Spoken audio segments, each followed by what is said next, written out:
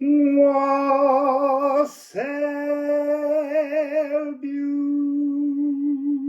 beautiful people.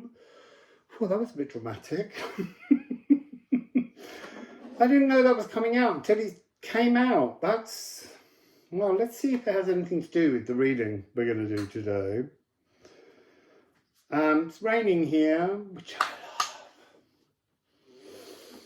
I do love it. I love all the weathers because the whole point is that they are all completely awe-inspiring. Rain in particular, it does not matter that I understand the physics behind rain.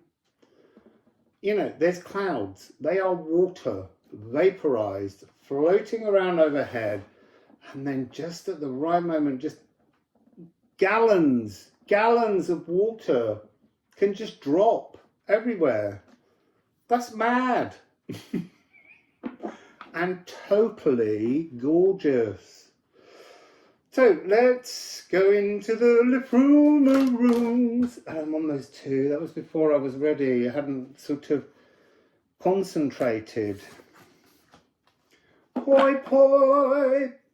This is Poi Poi if you're new to the channel. Poi Poi is the dragon incarnation of the mind of everything. And it's my friend. I met him up a mountain in Romania, if you don't know. And he sang a beautiful song to me. Anyway, Poi Poi. He said he didn't want to be worshipped. He wanted to be played with.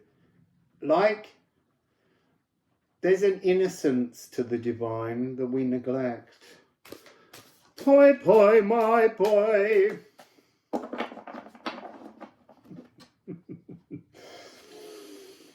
So, Ædan, our natural inheritance.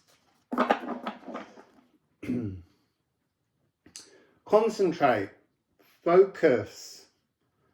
What would you like to share with us? Oh, reaching shelter, apparently. Reaching shelter.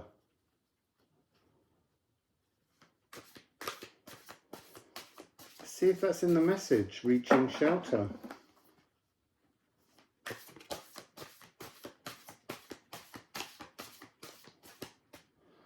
See, now there's a card, Court.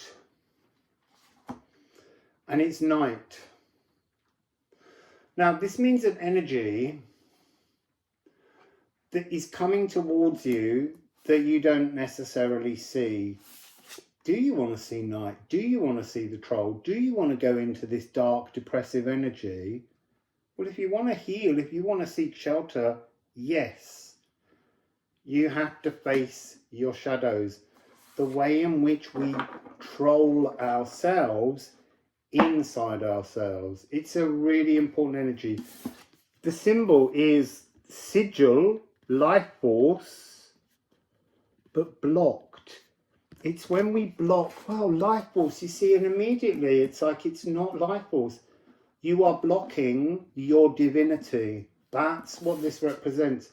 When you have little self-respect, when you don't adore the godliness of yourself, the God-worthiness, that's a beautiful word, the divinity within, you're blocked. You're a big old miserable troll.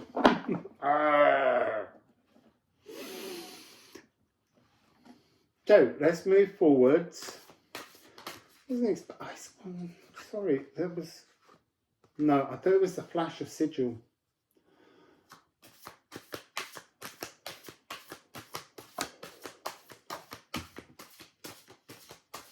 Oh, so interesting. Going to take the one down here, which is a given. It's Sunsteader. Look. You can see here the blocked divinity. This is the energy of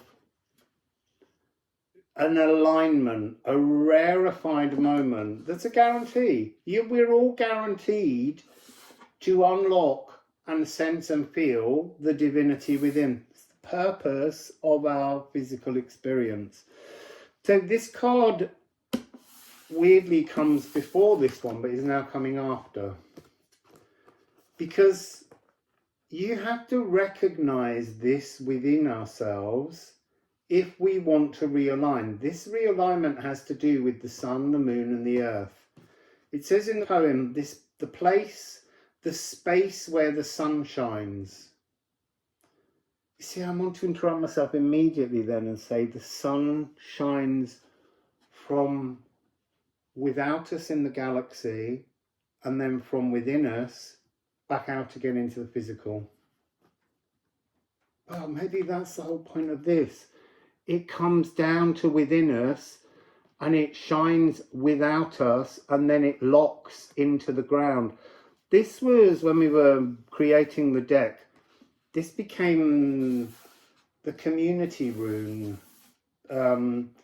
It's a rune of movement. It's a rune of a kind of moment in time that just happens. And it's about solstice. I was reading it, wasn't I? So sorry. The place, the space where the sun shines, the spot. But what if it stopped? I'm not going to be able to get to this. There. What if it stopped? This. Big eyes, big nose, big lips, rotten teeth. That's what you get. That's what you get. So, but what if it stopped? Sister Sunne, Brother Moon, and Mother Earth, which is obviously Sister Sun, Brother Moon, and Mother Earth, dance together, and at rarefied moments they hold hands and all become one. They align. It's a rarefied moment, but it happens. Look, it happens during eclipses, because look, you can say in a solar eclipse, it's the sun and the moon, but it wouldn't work all over the world. It works at individual parts of the world. And so there's always some kind of rarefied alignment of how we witness, see those magical moments of the cosmos. Light is eclipsed, shadows fall and crawl round, seasons are set with solstices so that we might mark our lives. The solstice, 21st to the 12th, going to be big this year, I think. I know it turns up in the Pluto soap opera storeroom. That's when we gather to hold hands and sing together, enwrapped by the magic of life's mystic cycles. So maybe there's some kind of collective gathering that's going to be relevant. So what's this other card? Awakened. This is the natural world. This is where we plug our divinity into. You see, that's interesting. I am hearing that most people take divinity within and keep it within, and that's bloody selfish. You have to take divinity within and then shine it into the world. You have to wire your divinity into the world around you. Your godworthiness must be down there. And this card is, it's the Watcher, which is the world. The physical world is watching you. It's full of spirits, animism, everywhere. And they're all watching. And they're trying to remind you that, I see Lisa Richardson. Animals, flies, snakes, all these kind of insects that we have a natural disgust for. They are one with us. So look, I'm going to tell you a story because that's how they're putting this energy in my head. During the first lockdown, I used to go into the park and I was told to look at all of the midges flying over. It was a stream that was running, but not hugely, and how they glimmered and shone in the sunshine. And I was shown how really they were just little zigzags of energy. Energy clothed in physical form so that we witness it with our eyes as a midgie or as a spider or whatever it is, but it's all energy, and we are all that energy. We are all one with everything. So then I was told to stop seeing them with their little zigzag as they flew, but just to see them as orbs. And they all became very tiny little orbs that just floated over the river. And then put your hand out and pull them in to your hand. You're like, I'm not a wizard. I am, because they came. So pulling them in and seeing them float around. And then the message was, the skin, the thing that defines what we call a living existence, is just a film. It's just an illusion. And that in truth, if you squash a fly, maliciously or not, that film is what goes. The cellular representation of it goes. The energy remains. Because that's us being all one with everything. Anyway, that's the story. So,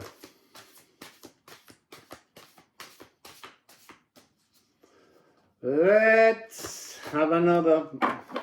I think actually I'm going to switch decks to the musical Alchemy of Astrology deck. Now, I'm just going to remind you, if you want copies of these, this one isn't published yet, but you can get a raw PDF version. The link is in the description box below the title. Press the little grey triangle. It will open. You can go to the link. You can download it, print it. And this one too, the Liffruma deck, you can get a raw version of that.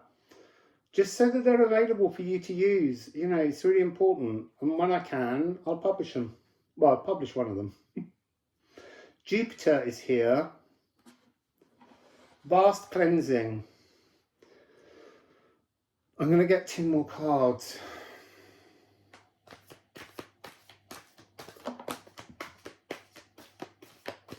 There's one more on the floor.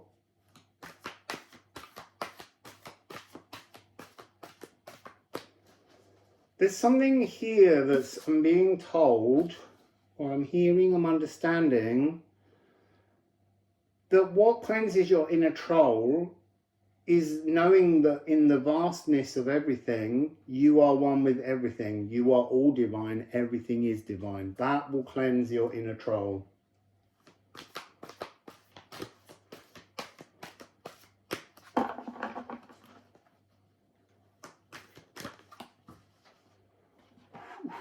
Two on the floor.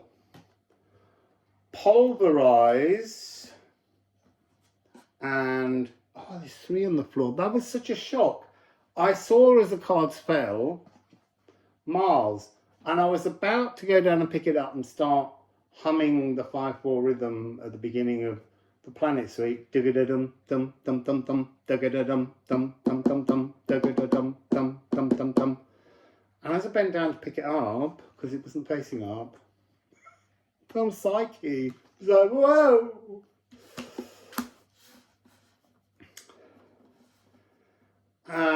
Atomizing pains, the gong bath, that energy frequency that washes through you, that lifts and separates all of your cells. So it's reminding me of a story I told you a long time ago, and I'm not going to repeat properly, but this is this pedal symphony organ, and I had a moment listening to Mahler's Symphony of 1000 at the Royal Albert Hall during a rehearsal where this huge chord came out and literally all my cells opened as a musical expression, and I thought I was peeing my pants. I wasn't. It was just literally that particular frequency unblocked like a kind of sonic gong bath. Just the biggest force of sound. Thousands of people singing, the organ playing, and an orchestra. And it just undid all my cells. So this is this energy. There's this vast cleanse available but only if you allow yourself to be cleansed, if you can understand within yourself how you're going to move forwards and pull in this divinity within you, shine it without you, and plug it into the world around you as just one thing. And as you go through, this is almost like the spiritual journey, the sense of becoming some big angry, troll, furious, fiery. See all those furies as something that can be calmed. So look, in the ancient world, in the rules of war, they didn't fight all year round because it got cold and it got chilly, and people needed in civilizations to eat and feed families. So on the calendar March, 1st of March, you invoked the energy to all of the men who were to be fighters, and they pulled in the energy of the god of war and the god of murder, all these, dark energies. There's quite a funny story about him coming up in the soap opera, but the point being, they didn't remain all hot and fiery. On the calendars of October, the 1st of October, they had another ceremony where they just let that go. Just let that go. And then they returned to being nurturing, farming, harvesters in their community. And that's almost this energy here. That's what we're trying to do. Seeking the soul's home. The soul's home is not here. The soul's home is on the other side of the veil. And I do call it soul, but there is a part of my own philosophy that believes that a part of the soul dies when you leave. That part stays, but the soul you create down here on earth, it's just evaporated and gone by. So, because your life experience is down here, the things you've done, the way in which you choose to atomize the pains of the learning curve, they're just a way of achieving being deified. What is it to be deified? To be up there, to connect to this higher energy and bring it down here. And then when this collective of cells goes, that energy that was in the little midges, it just returns. See, that was interesting because when I was being shown in the repeating of that story, the physical life being extinguished, there was a sense that that energy stayed as part of this big global frequency of planet Earth and its environs. But this card is talking about leaving planet Earth and returning up there. But that's something which seems to be to do with some kind of enlightenment. Many times we remain and we learn more lives in here because we didn't, that's so interesting. We anchor here on Earth because we need to. That's how we stay alive, by being anchored in the Earth. And if you can, and then you return to Earth, it's your anchor point. But if you go up to here and start dealing with this and anchor up here and let your divinity be the energy coming down and everything around you is a oneness, then when your physical skin film vanishes, you go there. Fascinating. Yeah, I'm not going to do any more. That was 1919. So that's the message. That was beautiful. Okay. See you soon.